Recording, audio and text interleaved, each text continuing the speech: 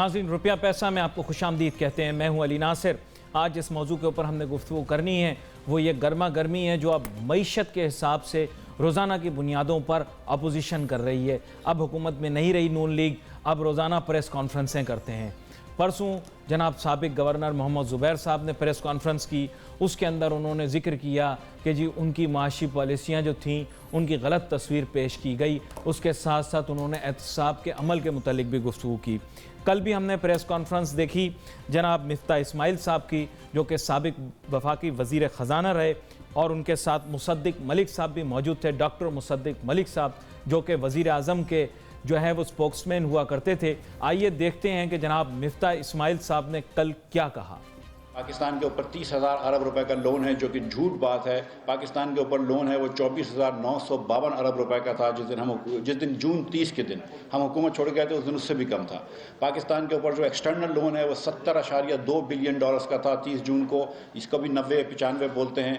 ये इनकी गलत बयानियों की वजह से पाकिस्तान की मार्केटें नीचे गईं, मार्केटों के अंदर बहुत तसव्वुफ आ गया, और उसके बाद रुपया भी टूटा है, स्टॉक मार्केट भी कम हुई है, लोगों को नुकसान हुआ है। इस वक्त बिजनेस स्टैंड स्टिल पे आ गया है। 200 पॉइंट्स 2% इंटरेस्ट रेट बढ़ गया है, 1/3 यानी कि इंटरेस्ट रेट बढ़ गया है। नाजरीन, अब बात यह है कि जनाब मिफ्ता इस्माइल साहब कह रहे हैं कि पीटीआई जो है वो गलत बयानियाँ कर रही है, जबकि बहुत सारे लोग जो कि पीटीआई में और आज़ाद भी हैं वो ऐसा महसूस करते हैं। यानी आज़ाद रिसोर्सेज हैं, रिसर्चर्स हैं, मुहक्किक हैं, तालीम के शोबे से ताल्लुक़ रखने वाले लोग हैं, वो ये कहते हैं गलत बयानियाँ दरअसल नून लीग ने की थी और गलत तस्वीर खींची थी हमारी मईशत की। हमारे साथ बहुत ही अहम मेहमान शामिल गुफ्तगू हैं। तारुफ़ कराता चलूँ जनाब महमूद मौलवी साहब, जो कि अब मुशीर हैं मिनिस्ट्री ऑफ मैरिटाइम अफेयर्स यानी कि जहाज़रानी और बंदरगाहों के, और इनके साथ मौजूद होंगे जनाब मिर्ज़ा इश्तियाक बेग साहब, जो कि प्रेसिडेंट हैं PMLN की सेंट्रल बिजनेस फोरम के। सर, आपको वेलकम करता हूं दोनों मेहमानों को शो में। थैंक यू अली साहब। जनाब महमूद मौलवी साहब, इस वक्त सबसे पहले ये अहम चीज़ तो ये है कि आप चीन का दौरा भी करके आए, वज़ीर आज़म जनाब इमरान खान साहब के साथ थे, वहाँ पर बहुत सारी चीज़ें जो हैं उनके मुतालिक आप हमें बता पाएंगे। लेकिन उससे पहले मैं आपसे जानना चाहूँगा कि ये अचानक क्या वजह है कि जब से जो है वो अपोजिशन के लोग जो हैं वो एहतसाब के कटहरे में आए हैं, बेताब हो गए हैं, परेशान हो गए हैं, रोज़ प्रेस कॉन्फ्रेंसें, काउंटर क्लेम्स, उसके अलावा आप लोगों के ऊपर तोहमतें, इल्ज़ामात और आपके एहतसाब के मुतालिक बातें शुरू कर दी। इससे पहले कभी इनको मईशत के हक़ाइक़ दिखाई नहीं दिए थे, अब सब कुछ दिखाई देना शुरू हो गया। इसके मुतालिक हमें थोड़ा सा बताएं। बिस्मिल्लाहिर्रहमानिर्रहीम। देखिए, इसकी जो ये कल कुछ दिनों से ये बड़े आप जल्दी प्रेस कॉन्फ्रेंस हो रहे, उसकी मेन वजह जो मैं देख रहा हूँ ये है कि इनको ये है कि नज़र आ रहा है कि देखें हमारी कामयाबी जो है ना, इनको नज़र आ रही है, क्योंकि ये सोच रहे थे कि देखें जी ये कहीं कहीं जाके अटक जाएंगे। अब इन्होंने देखा कि ये इस चीज़ से निकल रहे हैं, और इस वजह से जो जिसको कहते हैं ना कि खौफ के मारे ये अभी कि भाई इनको शिकस्त तो हो चुकी है, और ये भी नज़र आ रहा है कि देखें ये जो है काफ़ी स्टेबल हो रहे हैं। तो इसलिए मैं कहूँगा कि ये बयान के ऊपर बयान चले आ रहे हैं। इसकी मेन वजह यह है कि जैसे जैसे हम स्टेबल हो रहे हैं और मुल्क की मईशत स्टेबल होने जा रही है, तो इनके बयान आना शुरू हो गए। बड़ी अहम बात आपने की है और एक मंतक पेश की है जनाब मिर्ज़ा इश्तियाक बेग साहब। शायद आप लोगों को ये बात नवाल गुजर रही है कि जनाब इमरान खान साहब सऊदी अरब गए, वहाँ से 12 अरब डॉलर की मरात लेकर आ गए। चाइना गए तो आप लोग खाली जो हैं वो कस्में वादे लेकर वापस आया करते थे। कल जो हैं वज़ीर बराए मैरिटाइम अफेयर्स जनाब अली जैदी साहब, उन्होंने MOU भी दिखाए काफ़ी अरबों डॉलर के। तो शायद आपको ऐसा महसूस हो रहा है कि सियासत में तो आपको शिकस्त हो गई, मईशत में आपको शिकस्त हो गई है, इस वजह से आप बार बार प्रेस कॉन्फ्रेंसें कर रहे हैं। क्या ये बात दुरुस्त है मिर्ज़ा साहब? देखिए अली साहब, सबसे पहले तो thank you very much for inviting me to your show. दूसरा, देखिए मैं आपको एक चीज़ बताना चाहता हूँ कि सऊदी अरब से जो है वो सऊदी अरब ने 12 बिलियन की नहीं 6 बिलियन की एड दी है पाकिस्तान को, जिसमें से 3 बिलियन डॉलर जो हैं वो ऑयल फैसिलिटी दी जाएगी आपको, और 3 बिलियन डॉलर्स जो है वो स्टेट बैंक के अंदर रखा जाएगा। और प्लीज़ ये चीज़ मैं अपने कॉलम में भी तहरीर कर चुका हूँ कि अगर ये कोई कह रहा है कि ये मदद जो पाकिस्तान की गई है, ये इमरान खान साहब की गई है, पीटीआई की गई है, तो ये गलत है। उनके सफ़ीर साहब खुद ये कह चुके हैं, ये पाकिस्तान के अवाम की मदद की गई है हमने। दूसरा, चाइना से हमें कोई प्लेज नहीं लाया मिला। तो पैसा इमरान खान ही है ना जी, कि नहीं लाए। सऊदी अरब ने हमेशा देता रहा। अगर आप तारीख के अंदर जाएं तो इससे पहले भी सऊदी अरब जो है पाकिस्तान की वक्तन फ़वक्तन जब भी मुश्किलात आई हैं वो मदद करता रहा है। अली साहब, दूसरी बात है चाइना का ये जो दिखाया गया है, ये कोई MOU पहले साइन हुआ था जो कल दिखाया गया। चाइना ने अभी तक हमारी कोई फाइनेंशियल मदद नहीं की है, जिसकी वजह से अब हम IMF के पास गए हैं। बड़ी उम्मीद की जा रही थी कि चाइना भी कुछ इसी पैटर्न पे हमारी मदद करेगा जिस तरह सऊदीया ने की है, मगर टू बी वेरी फ्रैंक वो नहीं हमें हासिल हुई है और उसके लिए मैं कोई ब्लेम नहीं कर रहा हूँ। देखिए, इस तरह का परसेप्शन आज 3 महीने हो गए PTI को, और इस तरह का परसेप्शन जो है वो लोगों को दिया जा रहा है कि हुकूमत जो है वो कंगाल करके गई थी, फंड्स कुछ नहीं थे हमारे पास। आई इंटरप्ट यू हियर, क्योंकि एम ये है कि जब आप लोग चाइना जाया करते थे तो वहाँ से अच्छे पैगामात सिर्फ CPEC से मुंसलिक लेकर आया करते थे, मराद के मुतालिक कोई बात नहीं करते थे। इस दफ़ा वज़ीर आज़म इमरान खान साहब गए हैं तो उन्होंने 2 टोक बात की है कि कुछ पैसे भी दो, कुछ मुल्क के मफाद के अंदर भी कुछ करो, कुछ सालमियत के लिए भी कुछ करो। इसके ऊपर आप जिरा कर सकते हैं, लेकिन एक छोटी सी ब्रेक के बाद ब्रेक लेनी है नाजरीन, उसके बाद वापस आते हैं, फिर ये जानने की कोशिश कि चाइना में क्या खोया क्या पाया। Let's take a short break.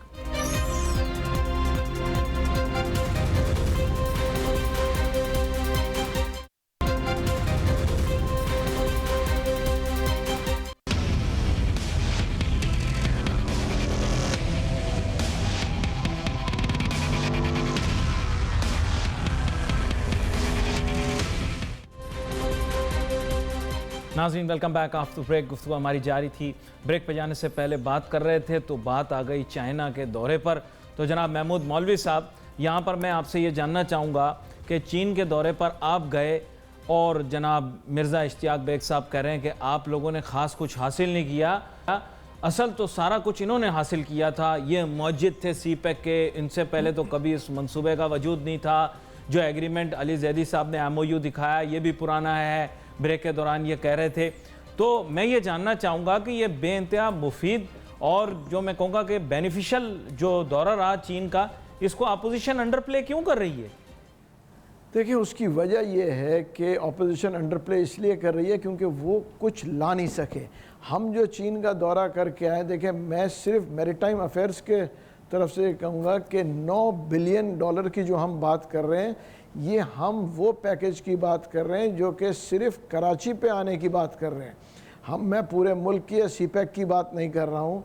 देखें ये, और इसमें से बहुत से प्रोजेक्ट जो है BOT के ऊपर है, ठीक है ना। ये भी नहीं है कि कोई लोन है या वगैरह, ये BOT के ऊपर प्रोजेक्ट्स आ रहे हैं जिसमें पोर्ट ब्रिजेस भी हैं, जो कि कराची से ब्रिज बनेगा पोर्ट कासिम तक, ये जो पूरा कॉरिडोर बनेगा, जो कि यहाँ पे जो कराची में जो आप देखते हैं कि ट्रैफिक जैम, और एक पोर्ट को हम दूसरे पोर्ट से मिलाने की कोशिश कर रहे हैं।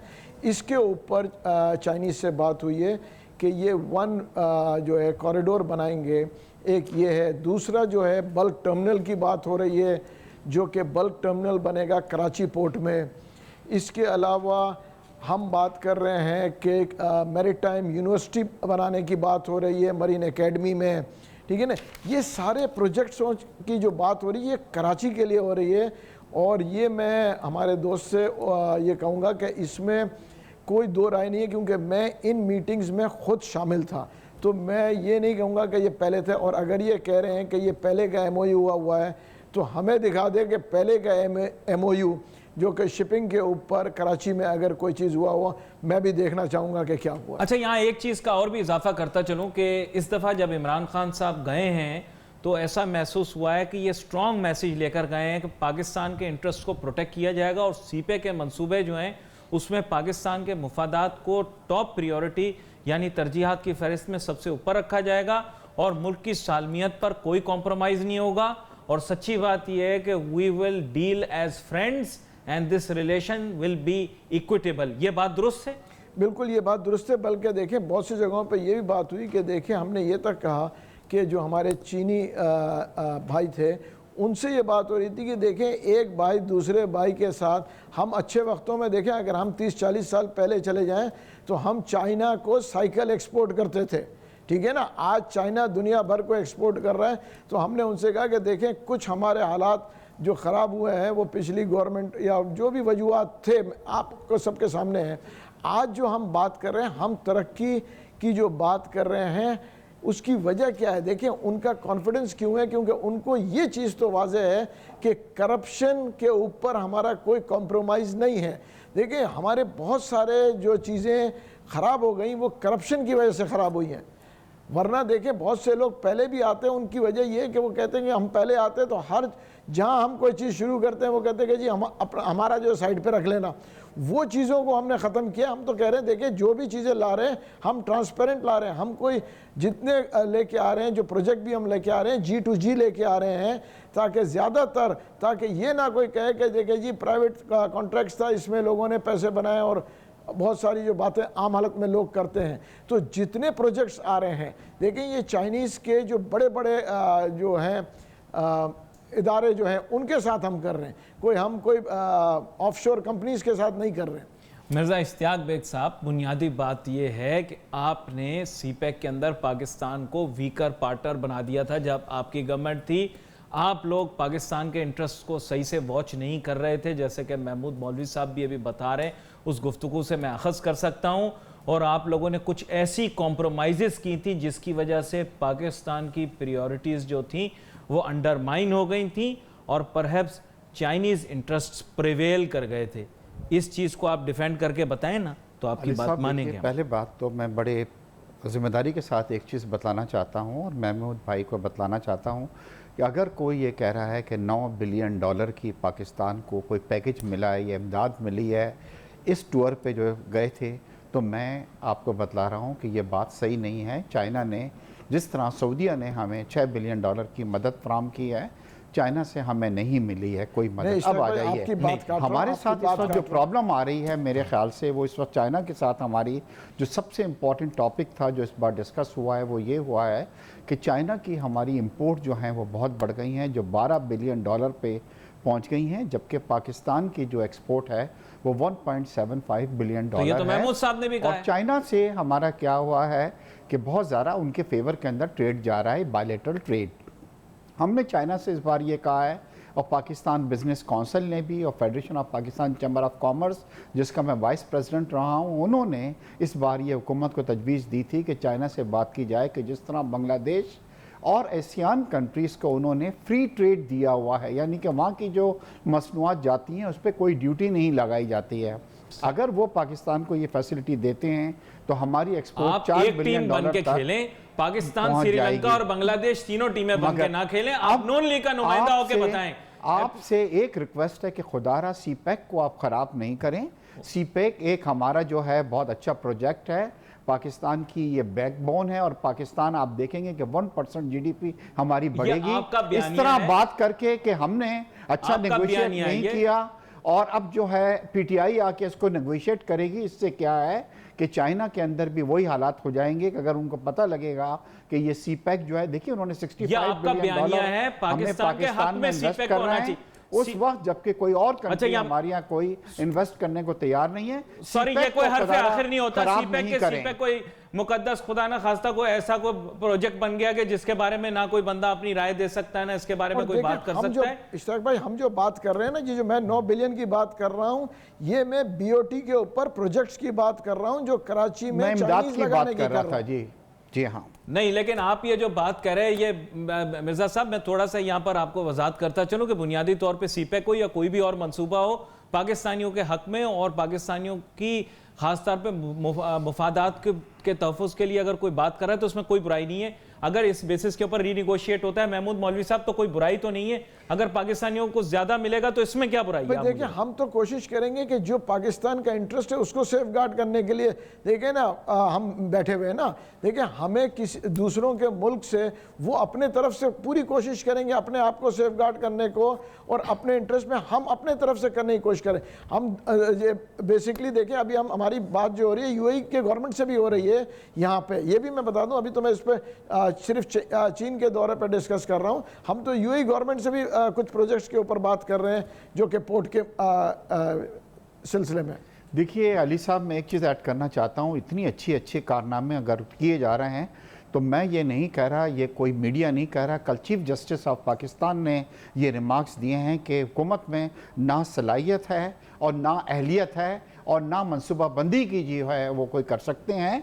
तो इससे आप अंदाज़ा कर सकते हैं कि कितनी अच्छी चीज़ें जो हैं वो हो रही हैं। आज 90 डेज़ होने को आए हैं और हम ये डिसाइड नहीं कर सके हैं कि हमें अपनी ज़रूरियात के लिए IMF के पास जाना है कि नहीं जाना है। और अगर हमें $9 बिलियन चाइना से मिल गए थे और $6 बिलियन मिल गए थे तो हमारी रिक्वायरमेंट तो $10 बिलियन थी, ये तो $15 बिलियन मिल गए। तो फिर हम नॉन लीग के मुतालिक क्या बातें की गई हैं, अगर मैं वो ये बयान करना शुरू कर दूं प्रोग्राम के अंदर तो बेग साहब वो भी बड़ी सख्त बातें होंगी।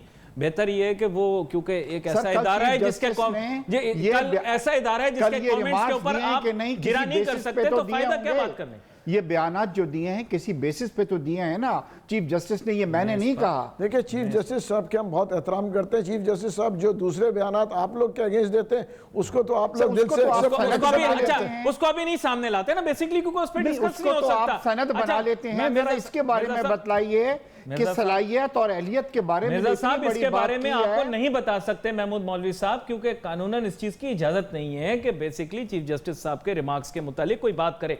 मैं तो अभी मौजूदा हालात के मुतालिक बात कर रहा हूं, आपने बहस छेड़ी। जनाब महमूद मौलवी साहब, एक सवाल था मेरे जहन के अंदर, वो ये है कि अब आवाम को रिलीफ देने का वक्त आ गया है। बैनुल अक़वामी सतह के ऊपर जो है पेट्रोलियम मसनूआत की कीमतों के अंदर हम कमी देख रहे हैं, और खाम तेल के बारे में बात करें तो उसकी कीमत $55 तक आ गई, मुझे बताया जा रहा है शोबा तहकीक की जानिब से। तो मुझे यह बताएं कि आप क्या रिलीफ देंगे आवाम को या नहीं? नहीं, देखिए बिल्कुल रिलीफ देंगे। देखिए आप जो देख रहे हैं, पिछले भी दफ़ा देखें हमने जो अपनी पॉलिसीज दी हैं वो रिलीफ के ऊपर ही दी हैं। अगर आप पिछले जो हमारे पेट्रोल की जो चीज़ों के ऊपर जो कमी की है, लेकिन हमने तो खुद अपने टैक्सेस काट के दिए हैं।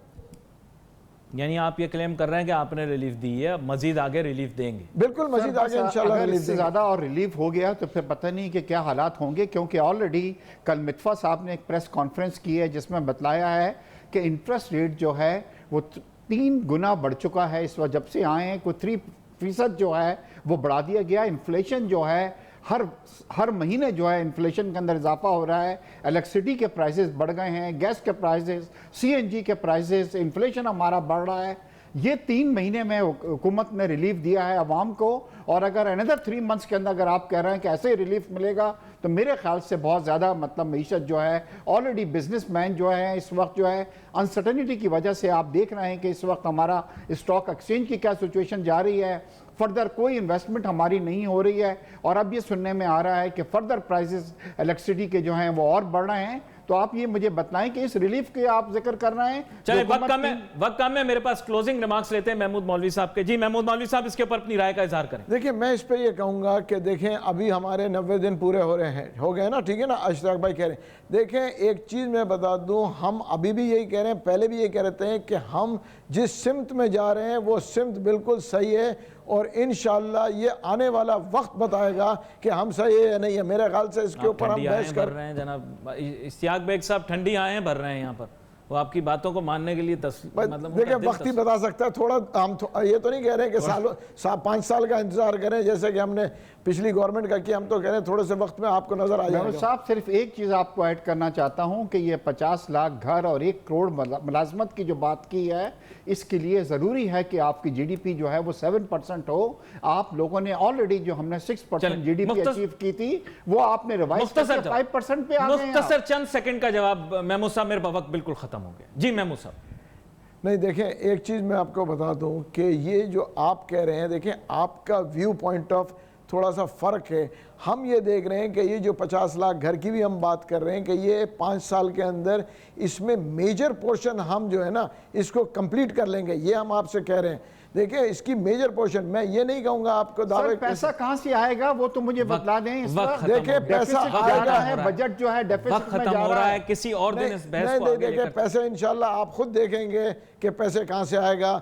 हमको जो मैं अभी फिर भी आपके चैनल के ऊपर भी कह रहा हूं कि हमारा जो 12 बिलियन की जो ज़रूरत थी वो हमारे पूरी हो चुकी है।